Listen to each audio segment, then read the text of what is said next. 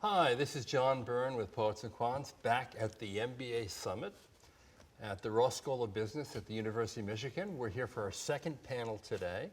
This one we're going to explore kind of the first question that we asked the admission directors. Is the MBA worth it? How did it contribute to the career that you have? What did you learn? Did it set you up for the job you ultimately received and flourished in? And we have three terrific MBA alums.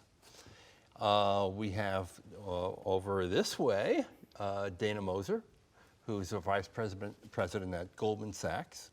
And you've been there 11 years. That's right. You are a survivor. That's right. Dana told us that she joined just before the crash in 2008. Thank goodness she didn't select Lehman Brothers. And then next door we have Patrick Moran, who works for Spotify, very cool and a very hot company. We try. And he immediately, actually after your MBA, you went to eBay first, and then Netflix. That's right. And then finally Spotify, and we'll find out what Patrick does there.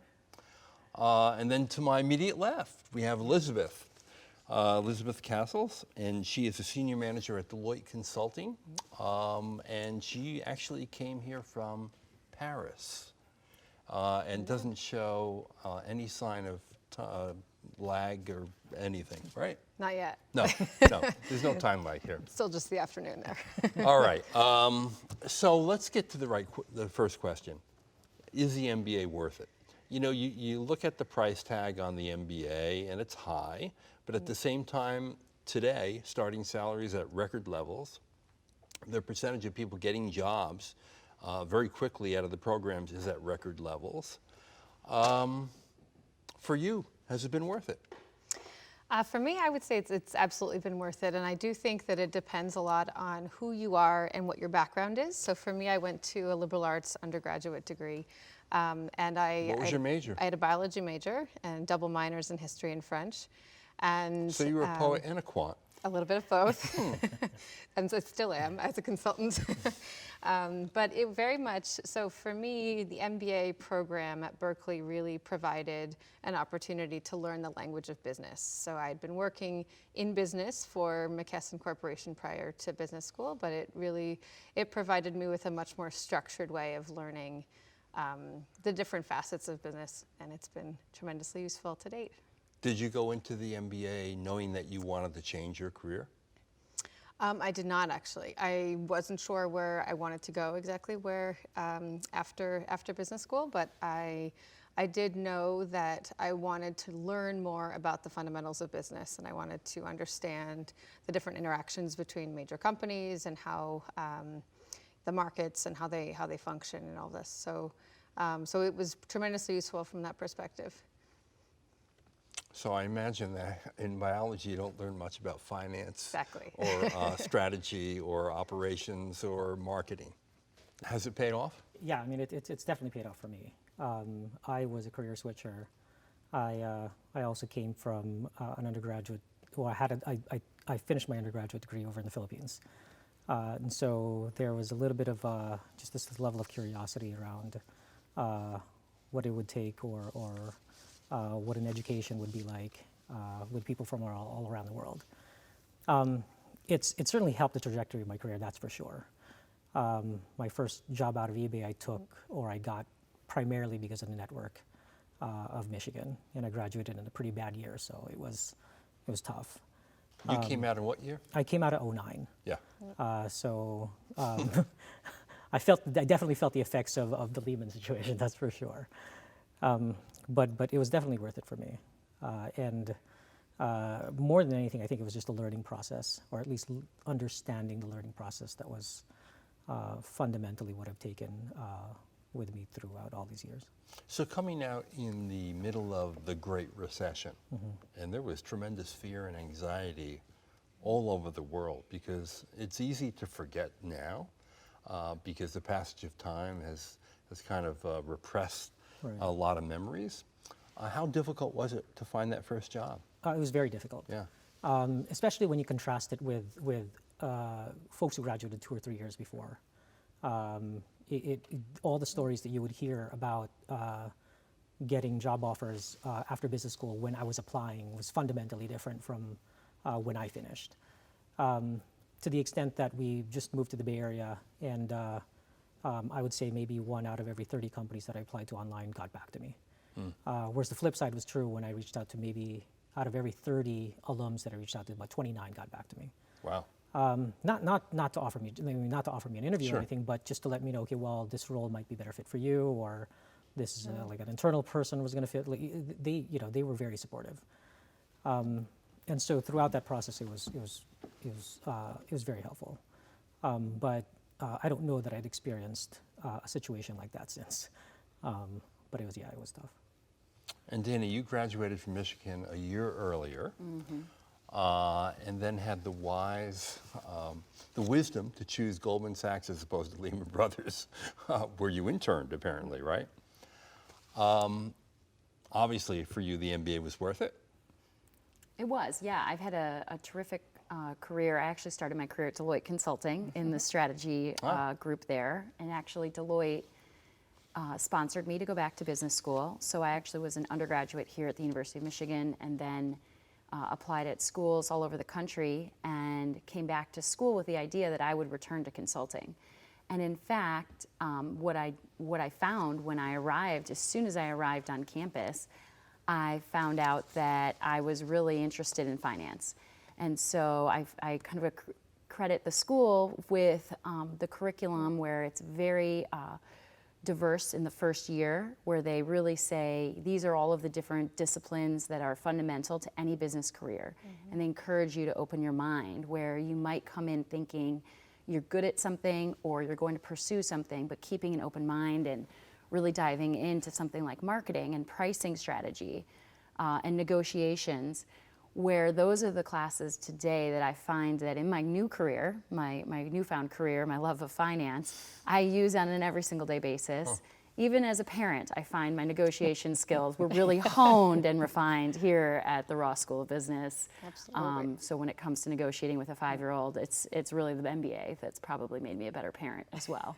Which is a good segue. Let's go to Patrick and ask you, okay, what did you really take away from the MBA experience that really enabled you to be successful in your career? Yeah, I think so. I was in IT consulting prior to business school. And I was there for about 4 or 5 years, and the types of problems that we were solving were basically very much focused on that industry and that space. And so all the people that I had worked with were also very much more focused on solving those very specific problems. In business school, if there's one thing that I'd learned, it's to be able to solve a vast array of problems with other smart people. And the thing is, at least in tech, just the field, this industry changes every 2 or 3 years. And so what you learn, the fundamentals of that can take you places, but the ability to adapt to change and the ability to sort of be able to be okay with ambiguity, I think are certainly pretty important things that I've taken. So yes, I completely agree with the negotiation sort of classes that I took, and sort of Helps you having to negotiate negotiate with a your 2.5-year-old. salary too, doesn't it? Yeah, among many things, but I think for the most part, that's what I've truly learned is I guess really kind of boil it down to 2 things. One is being okay with ambiguity, and then 2 is actually solving problems with other really smart people, which I think is a dynamic that really is pretty important, especially as you progress in your career. Yeah. I mean, we have on the stage representatives of 3 of the major industry recruiters of MBAs, right? Finance, consulting, and tech. Today, more MBAs probably go in the consulting than any other industry field. What is it about the MBA that makes it such a good educational experience, a grounding for a career in consulting? Well, as a consultant, you're never sure exactly which problem you're going to be solving next. So even just within strategy, I've had a wide array of and a variety of different topic areas that I'm solving. I've worked across multiple different industries. I look, short-term, long-term, more focused on technology, less focused on technology, more focused on strategy, less focused on strategy. So it's really been a wide variety of different issues that I've faced as a consultant. And I think that's where the MBA really shines, is the ability to not only just kind of solve problems across the board with other smart people, so that's absolutely something that I call on every day as a consultant, but also really just the ability to know that you don't have to know the answer to everything, but you need to know where to find it. Right. And that's one place where I learned that in a very kind of real way as an MBA student, where I wasn't always the best in the room at something, but I knew where to find the answers, and it taught me a lot about, it gave me a lot of tools that I've drawn on since then. Right. And we know, Patrick, the network was essential to you in finding that first job in the midst of the Great Recession at eBay. Dana, how did Michigan help you land that job at Goldman Sachs? I was amazed that when I came to campus, and it's so hard to get into these programs, and the application process is so time consuming. The thing that I was amazed to find is that as soon as your deposit is paid and you've showed up to campus, even before you arrive on campus, the number of companies that are just waiting in line to talk to you and convince you that maybe you were thinking you were going to work over here in consumer packaged goods marketing, but you should reconsider financial services. It's pretty flattering. It's unbelievable. And you're thinking to yourself, well, I'm just the same person I was a month ago. What's changed? But apparently the whole world has changed. It's like going to some career buffet, where there's just, you don't even know where to start. There's just so many activities, there's so many events. So I think there were a lot of people that I started to get to know on campus that were a year ahead and had gone and worked at all of these companies. And they were able to help direct me, getting to know me personally, to what companies they thought I would be the best match for. And the alumni was incredible.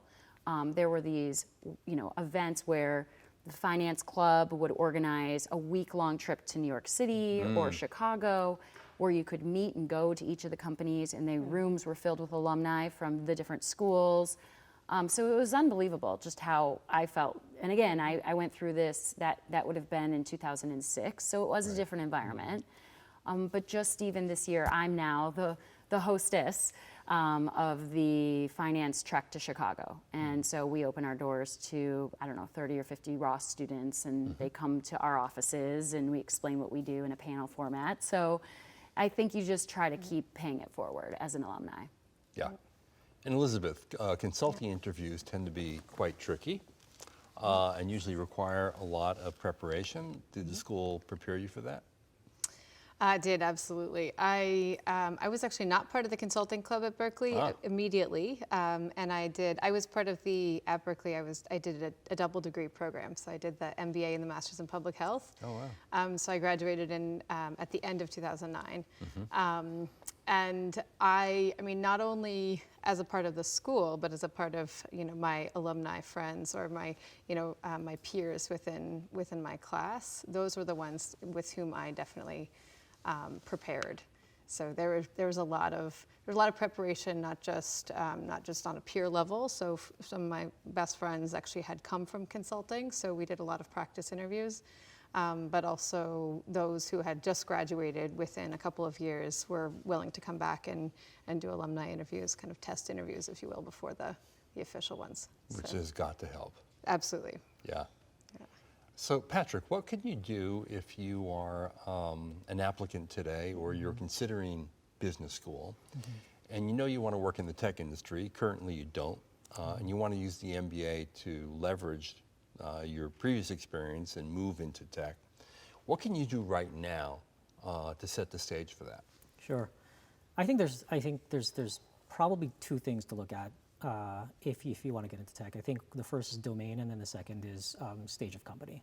And those are typically the two most common questions that I get, like somewhere around those two areas, right? So And by domain, you mean what sector of tech, right? sorry, no, by domain I mean functionally, what role do you want to play? Okay. Internally with Yeah. the Right. company. So whether that's so typically for business school students, they'll land in either product management, marketing, human capital, some in engineering, and so the requirements, I guess, to get into any of those roles are slightly different from each other. Whereas sort of an engineering or technical background might help in product or engineering, for example. Having an analytical background would also certainly help in all of those areas.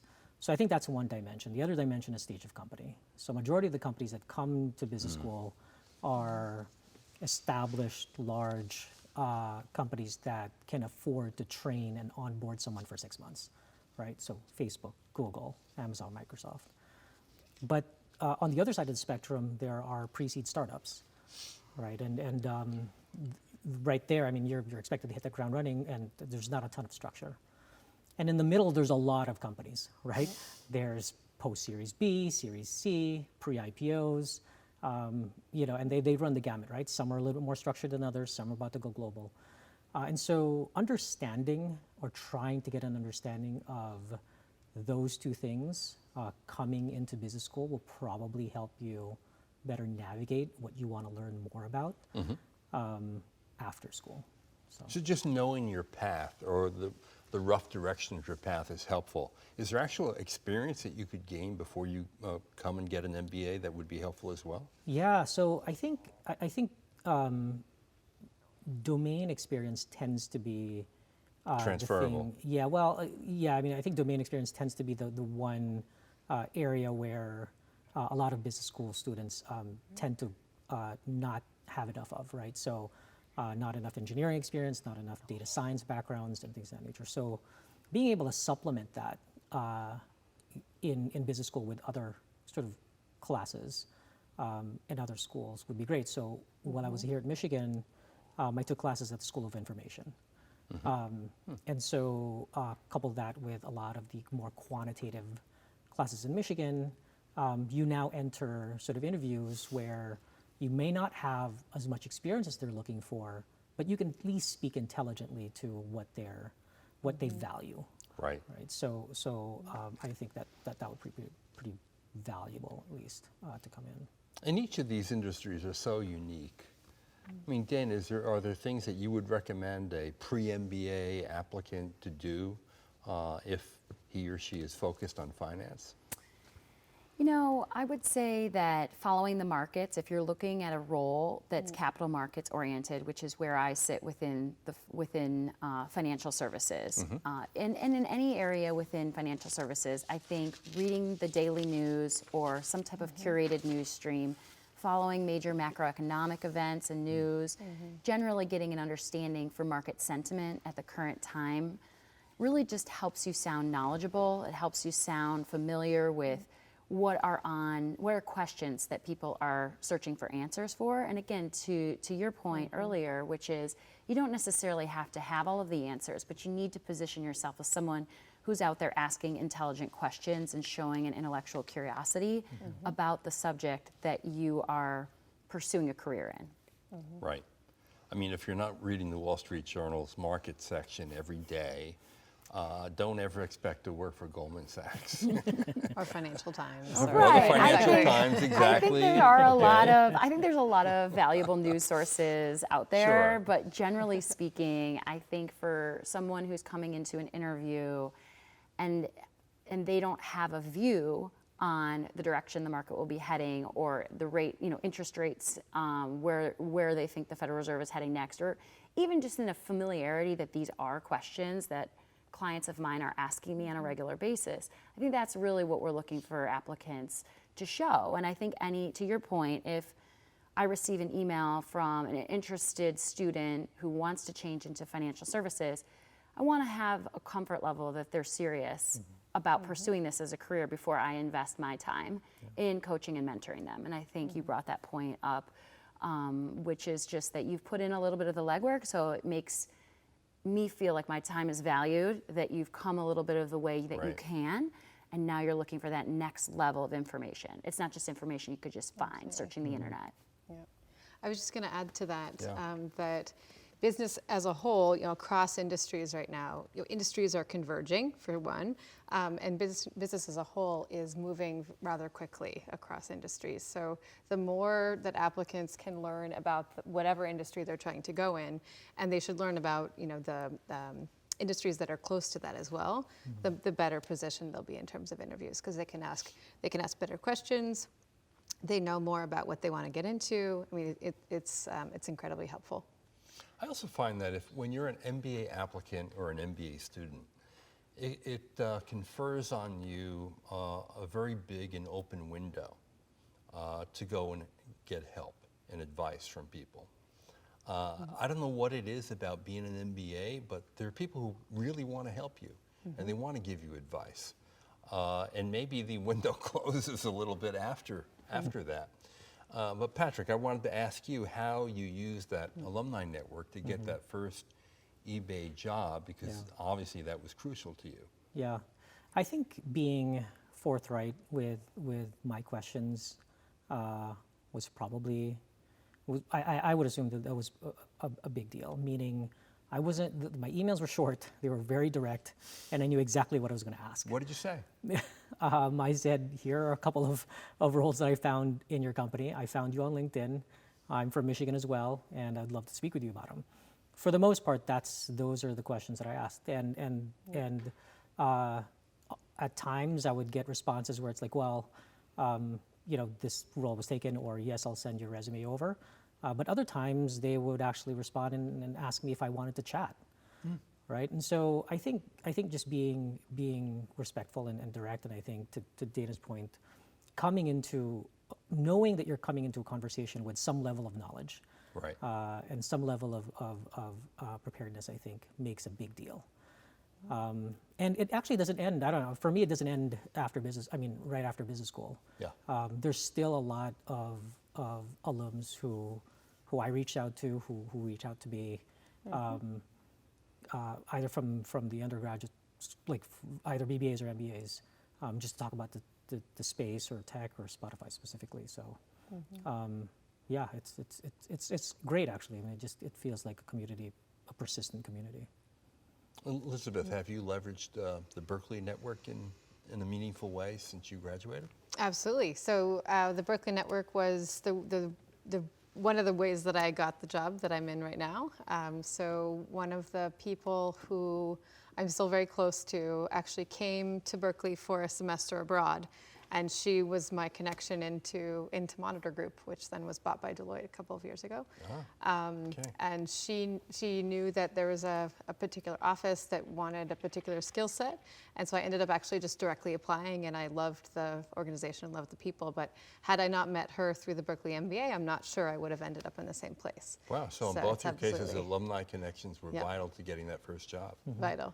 And even from, absolutely from the job perspective, but also from the perspective of just understanding different industries and different, so I relatively frequently call on, good friends of mine from the MBA where I'm just looking for their perspective. So they've obviously advanced in their careers across different industries and different roles, or they've founded companies that have now gone through, Series B funding. It's an incredible network to have, to call on when you're looking for advice kind of across a wide variety of different areas.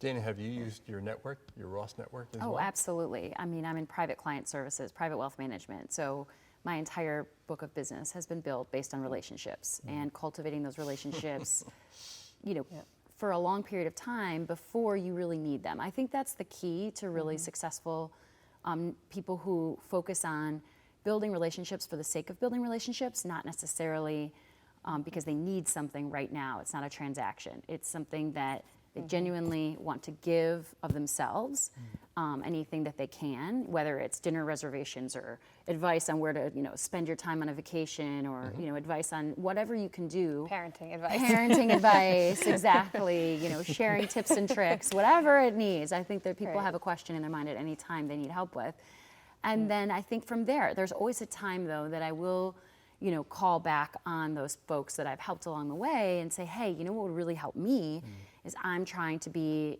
I'm trying to get to know this person. I think they could really use my services professionally. And so could you introduce us for that purpose? And Right. I think once you have that relationship in place, people are willing to do that. And people do have, this affection for the University of Michigan. So that network goes just beyond people who attended here. Their father might have been a big football fan, or they might have had a child attend here. And so I think that's the other thing about a school, a university. There's strong sentiment around it, not necessarily just from the people who are truly alumni of the exact program. So, Elizabeth, have you seen a candidate fail in a job search? And if so, is there something that that person could have done differently? So it depends on what you mean by fail, because Didn't get the most job they wanted. Right. Put it that way. most MBA graduates do end up with a position. Yes. But I would But say not all the positions that they not may all see, the positions. right? Sure. Yep, exactly. I would say that obviously not being educated with the company or the industry that you're trying to get into, or the role, the domain, or the kind of function that you're trying to play in that company. If So you're it's not similar to getting well into a good educated, business school, Yeah. do your research. Absolutely, do your Yeah. research, and you should also know yourself pretty well too. So what are your own skills? What are your own what are the things that really make you tick as an individual? Not only as a business person, but also as a person overall. Kind of what do you love to do? Who do you love to interact with? What kind of roles do you like to play on a team? And a lot of that you learn as a part of going through multiple different roles in your background, but also as a part of the MBA program. Right. But Patrick, how about you? Have you seen this? Yeah, People well, who want something and they don't quite get it, but maybe you had the opportunity to see why they didn't get it? well, I've seen it myself. I mean, I've failed so many times too. fail fast, right? Especially in tech. No. But actually, to Elizabeth's point, I think those things really matter. But I think, and it comes through if you're authentic. I think if there's something that, like, when I've seen people, especially sort of MBA candidates, not necessarily progress in certain interview sessions outside of there was an internal candidate or there was just other Sure. really good candidates out there Sure. outside of like a lot of these macro factors. There are a couple of things that come to mind. One is, yes, I mean, domain experience, but the other one is just being quite scripted and looking inauthentic. Yeah, that's Yep. a no-go. And that comes through, right? Yeah, I mean, and especially that when came you're through in the earlier panel with admission directors. If as a candidate you're too scripted and too rehearsed, you come off as too slick well, because and we unlikable. don't know who you are, Yeah. right? So I think that's probably a big factor. Yeah, more than anything else. What role did the co-curricular experience in the MBA program play in shaping who you became and the job that you got? Were you involved, Dana, in the finance club, for example, and other activities here that kind of set you up for the job offer from Goldman Sachs? yes, absolutely. So I was involved on campus with professional clubs, such as the Finance Club and Investment Club. And those were instrumental in honing and refining my career search, I think, first and foremost. To your point, Elizabeth, about getting to know yourself, I came from a client service career prior to business school, and so I had to do that soul searching and say, do I love serving clients? And my answer was yes. And so I really was focused on finding a role within financial services where I could continue serving clients directly every day. Also, as a career changing MBA student, I had to learn all of the jargon and vernacular that goes into the career. So I think that your peers are the best place to, the best source of information on those fronts, both people who worked inside organizations. The Michigan Business Women's Organization, both of those networks that I cultivated here on campus, I continue to maintain those friendships and relationships even to this day. And I was just in New York at our headquarters with my classmate and peer who's in our investment banking division. And so I can just think about all of those friendships that were made early on, and you maintain them, and your careers take sort of a parallel path, and it's nice to have peers in your career field. So that's the best thing I can say is spend your time with that, and and then I had a lot of fun. I played ice hockey. I was the captain of the ice hockey team. All right. And was involved, I don't know if they still call it, the NBA Follies and the Rock and Roll B School and some other just fun, activities like wine club and things. So just had a really good time all around. Elizabeth, how about you at Haas?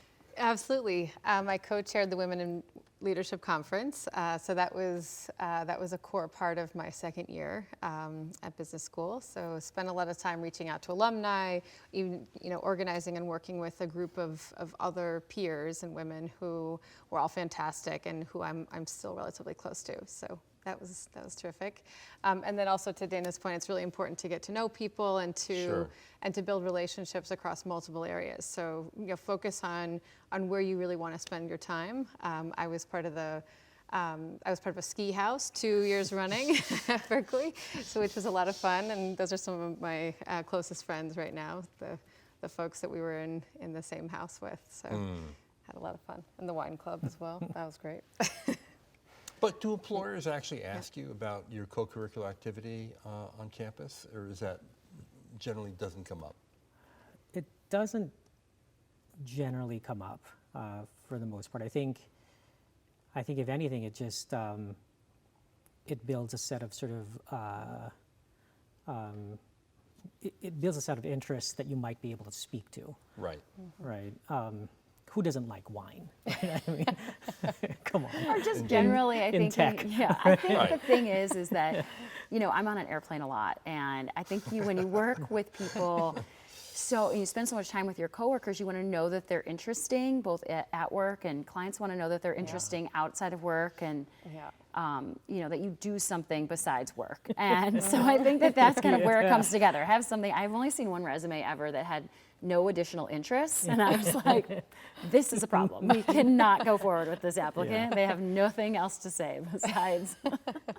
I mean, yeah. Yeah, I mean, you spend so much time with them, right? I Right. mean, I Yeah. spend so much time with them, so just the ability to interact and be lighthearted is a good thing. Yeah.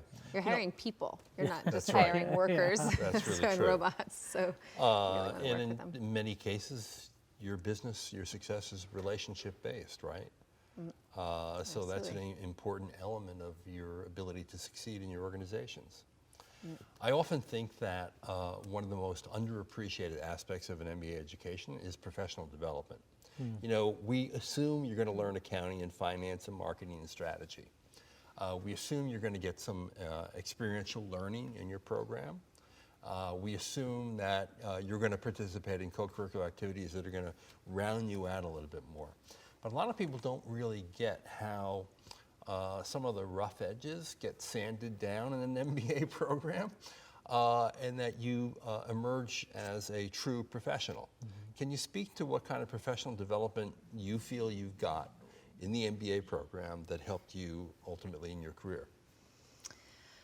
Sure. I mean, I think partially the co-curricular activities certainly helped. If you're leading a group of peers to do something that you all feel strongly about, but that is a relatively big deal, where you have a budget, you're organizing a day-long set of activities for alumni, for other business leaders to come to.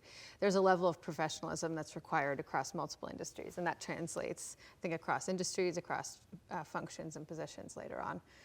And then, just the ability to, I would speak to also the ability to look at things from a global perspective as well. So the number of people that I met as a full-time MBA student who came from all across the world and who added, a tremendous amount of depth to my own experience as an MBA student, that it offered me a wide variety of different perspectives that I've drawn on, absolutely since then. So I actually spent some time with Deloitte working with Monitor, and then Deloitte working in the New York office. Then I went to the Paris office and worked all across Europe, and then I came back to the U.S. And the ability to kind of speak the global language of business, if you will, has been tremendously useful. Now, Patrick and Dana, when you were here at Ross, was there one-on-one coaching and mentorship? Because that is now a common element in the whole professional development realm for most business schools. Did you have one-on-one coaching back then? You know, I don't know that it was a formal part of the program, Yeah. but what I do remember specifically was just the relationships that I built with second-year students, with folks that were on the faculty who took an interest in me, and anyone who took an interest in me and developing me as a professional and helping me pursue my goals. Those are people that did offer me one-on-one coaching. You know, don't talk less, listen more, talk less, smile more, right? I mean, those are basically, since I was in kindergarten, that's pretty much been my feedback. So. Patrick, you have certain rules like that? Well, I was just gonna say, well, I don't know if I do talk a lot. I try to manage it down now, but I completely agree with Dana. So for me, it was a little bit informal, but a lot of the second years were really helpful, and they would take time out and actually speak with me about their various experiences. I was also looking into consulting. And so whether it came down to sort of case interviews and case practices and things of that nature, they were more than happy to do that. Same goes with the folks in tech. But yeah, it was something that I guess I had to chart on my own. There was no sort of formal program, at least back then. Right. Yeah. And that's changed in the last 10 years dramatically. Yeah. So, okay, we have some questions from our live stream audience. So let's get at them. What's the best piece of career advice you've ever received, and how did you apply it? Elizabeth. I would say the best piece of career advice I've ever received is to be authentic, 100% to be authentic, to know kind of who you are, what really makes you tick, and to continue to be in positions that, that allow you to shine. Dana, how about you? When you make a decision, own it. Just really own it. Don't look back and say what if, shoulda, coulda. Just make your decision. Sometimes it helps to write down why, and then just own it, and that's it. Don't look back. Patrick, you have an answer? Yeah. So my dad's an entrepreneur, and he mentioned, he told me this like several years ago, but he said something to the effect of like success isn't just what you accomplish, but what you inspire others to do. And I think as you know, you start to progress in your career after business school, I think the hard skills actually matter a little bit less, and the softer skills actually start to matter a lot more. And so leadership skills, being able to build relationships, and influencing others, I think, are things that I've certainly taken over the last few years. Right. And MBA programs have really upped the ante on the soft skills in the last 10, 15 years, without question. That's correct. Okay, so we are in a strong economy. And unemployment, I mean, you can basically say we're at full employment in this economy. How does the economy affect your own prospects in your own companies and industries? Dana? You know, And that's a live stream audience question. sure. No, I mean, it is. I think that question can be taken in a lot of different directions. But look, I think about full employment often from a sense of inflation, because you would think if we're at full employment that you'd start to see wage inflation and price inflation. We haven't seen it yet. So that's a question I know that is on the minds of investors. And you know, we're trying to wrap our heads around when are we going to see inflation, if we ever see it, and what does that mean? I think from a fight over talent, I think there is a kind of a war for talent going on. You know, Right. making sure that we really work very hard. Personally, I work very hard trying to recruit and retain talented people for our team, for our organization. And I think to the point about one-on-one coaching and development, I think that's critical to make sure people are happy, that they're in a role that they are feeling challenged by, being okay to let them go and do other things, and hopefully it'll come back. But you know, that's really where I see those two, kind of a two-sided question in my mind. But I don't know if that's helpful to the audience who asked the question. Sure. So this is an interesting one, right? Because I think, yes, I mean, the economy has been great. I think specifically in tech, the pace of change has sort of outpaced the capabilities or skill sets of the people out there. So for the most part, a lot of the people that I typically look for, or that a lot of folks, I guess, in the space look for, are problem solvers, and just sort of have that ability to learn. International is a little bit of a challenge these days.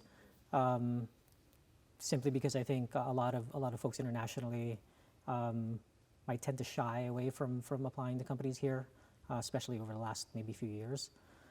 So that's certainly a consideration, which I think may have sort of implications over the next few years. But I would say maybe those few things, I guess, would be sort of top of mind. Sure. As it pertains to sort of the landscape today. Okay, here's another question. What mistakes are commonly made when MBAs transition to consulting from another industry? Or it could be vice versa, right? Yeah. I think, assuming that you know the answer is one mistake that I've seen on a couple of teams where, if somebody, comes in saying, well, I have this background in this industry, therefore I'm pretty sure I know exactly what the answer is. So it's really good to have a perspective, but also good to remain very curious and open to feedback and open to the particular situation that your client is facing. So I think Right. that's one aspect that I think is important. So Danny, you went from consulting to finance. Is there a similar answer or a different answer for you? It is funny. People, when I showed up, Deloitte is actually right across the street at almost every office from Sing at Goldman. It's like there's just like right next door. So I'd always joke that when I'd screw up, they'd send me back across the street. But I think there is this thing about when you're a consultant that you want to design something from scratch every time and build it, at least at the time that I was doing it, sort of a very brand new solution idea. And there was in our world, it's a little bit more putting it back to the client at first to say, but why are you looking for that answer? So there's a little more dialogue and back and forth in investment management before you run off and put the book together. You're really having a conversation about why do we need this information? What are we looking for? What's the question that's, 3 questions behind the question, and then making sure that information is really going to answer and drive decision making. So that was the thing I had to kind of beat out of myself was the desire to run off and build slides and do it very quickly before really having a holistic conversation. So rookie mistake, I'm through that. Okay, here's another one.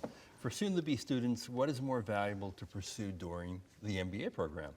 A breadth of different experiences or depth in a specific subject area? What do you say? So again, I would say you really need to know yourself. So if you need a specific depth of subject matter, and I would love to hear Dana's response to this, and you really need that specific subject matter in order to get the position that you're looking for, then perhaps you need to spend a little bit more time there.